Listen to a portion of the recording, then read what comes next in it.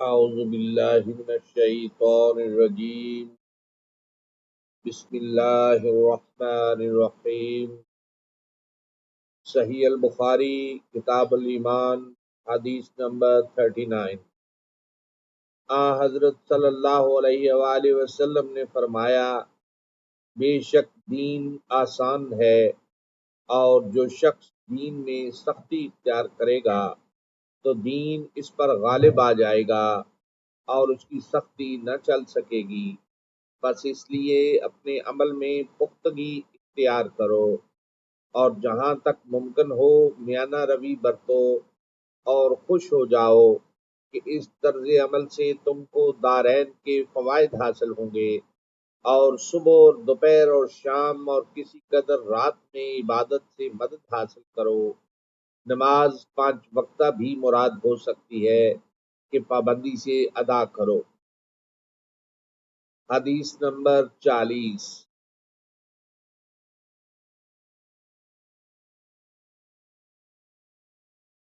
رسول اللہ صلی اللہ علیہ وآلہ وسلم جب مدینہ تشریف لائے تو پہلے اپنے ننہال میں اترے جو انصار تھے، اور وہاں آپ نے 16 یا 17 ماہ بیت المقدس کی طرف منہ کر کے نماز پڑھی، اور آپ کی خواہش تھی کہ آپ کا قبلہ بیت اللہ کی طرف ہو۔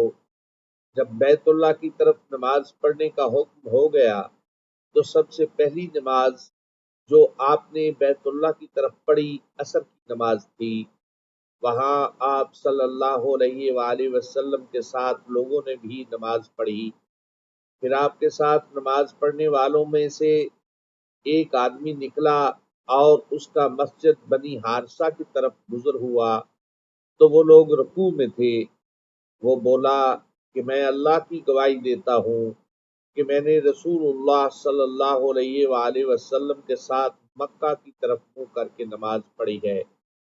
یہ سن کر وہ لوگ اسی حالت میں بیت اللہ کی طرف گھوم گئے، اور جب رسول اللہ صلی اللہ علیہ وآلہ وسلم بیت المقدس کی طرف منہ کر کے نماز پڑھا کرتے تھے، یہود اور عیسائی خوش ہوتے تھے، مگر جب آپ صلی اللہ علیہ وآلہ وسلم نے بیت اللہ کی طرف منہ پھیر لیا تو انہیں یہ امر ناگوار ہوا۔